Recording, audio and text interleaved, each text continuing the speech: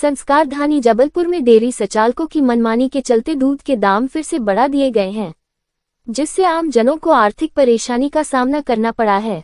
इस विषय को लेकर प्रमुख पेंशनर्स एसोसिएशन और मध्य प्रदेश विद्युत मंडल जनता यूनियन के पदाधिकारियों की बैठक आयोजित की गई, जिसमें प्रमुख पेंशनर्स एसोसिएशन के प्रदेश कार्यवाहक अध्यक्ष HP उर्मलिया, जनता यूनियन के प्रवक्ता मोहन अग्रवाल, शेषमणि पांडे सहित पदाधिकारी मौजूद रहे।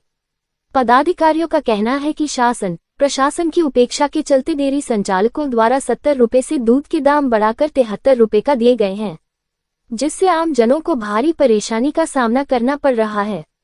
इस विषय को लेकर पहले भी कई बार जबलपुर कलेक्टर को अति आवश्यक अधिनियम के तहत दूध को लाने की मांग की गई थी, लेकिन आज तक किसी भी कलेक्टर द्वारा कोई भी सख्त कार्रवाई डेयरी मालिकों पर नहीं की गई, जिसके चलते फिर से डेयरी मालिकों ने दूध के दाम बढ़ा दिए हैं, जिसके विरोध में 30 जुलाई को कलेक्टर से मुलाकात कर डेयरी मालिकों से दाम कम करवाने की मांग की जाएगी। वहीं PWD मंत्री को भी आगामी दिनों में ज्ञापन सौंपकर डेयरी संचालकों की मनमानी पर रोक लगाने की भी मांग सभी पेंशनर संगठनों द्वारा की जाएगी।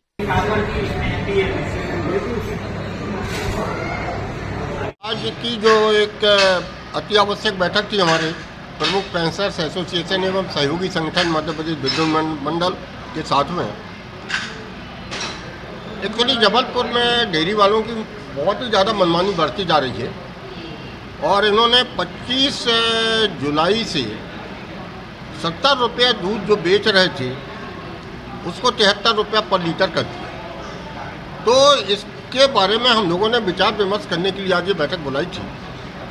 मुझे लगता है कि अगर जिला प्रशासन ने इन लोगों को न रोका तो वो दिन दूर नहीं है कि अब जबलपुर में एक आध दो साल के अंदर 100 रुपये ये लोग दूध बेचेंगे और यहाँ की पब्लिक बिल्कुल मूक दर्शक होकर 100 रुपये लीटर दूध खरीदेगी।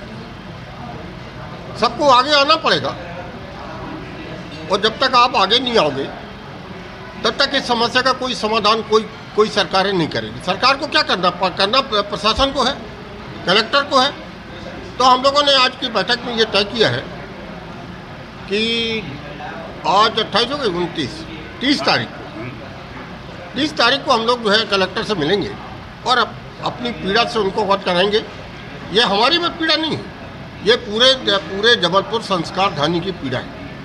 हम इस बात को लेके आगे आ रहे हैं, लोगों से भी आग्रह करेंगे और कलेक्टर महोदय से निवेदन करेंगे कि जैसा कि पिछले वर्षों में पिछले समय में तुरंत हमारे कलेक्टरों ने मिलकर इसको रोका था, आपको भी तत्काल इसमें एक्शन लेना चाहिए। कहते हैं कि अब भैंस की कीमत बढ़ती जा रही है, भूसे की कीमत बढ़ती जा रही है, तो भैया सारी चीज़ों का ठेका क्या अब उपभोक्ताओं के ऊपर है? क्या आप दूध को निरंतर आप हर 6 महीने पहले 68 रुपये जो दूध बेच रहे थे उसको 70 रुपये लीटर किया और अब 73 रुपये क्या दिया। मज़ेदार बात यह है कि 3 रुपया 1 लीटर जो परचेज करने वाला व्यक्ति 3 रुपया कहाँ से लाएगा?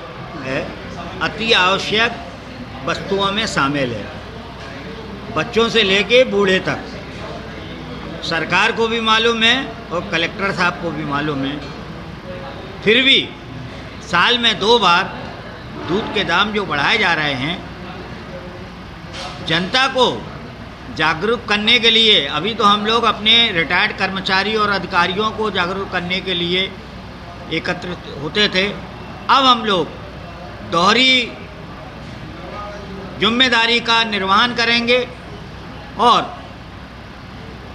कलेक्टर साहब से भी वार्तालाप करेंगे और मुख्यमंत्री जी के प्रतिनिधि से भी बात करेंगे और अगर इस पे भी बात नहीं बनी तो जबलपुर से लेकर पूरे मध्य प्रदेश में हम लोग एक बड़ा आंदोलन खड़ा करेंगे और उसकी जिम्मेदारी जिला कलेक्टर की और मध्य प्रदेश शासन की होगी। दूध के मामले में सबसे अधिक उत्पादक शहर है और यहाँ दूध की खपत बहुत अधिक है। यहाँ से नागपुर दूध भेजा जाता है, जबलपुर वालों को दूध महंगा मिलता है और वहाँ जबलपुर से नागपुर जाता है दूध, जबलपुर में उपलब्ध नहीं होता है। इसका क्या कारण है?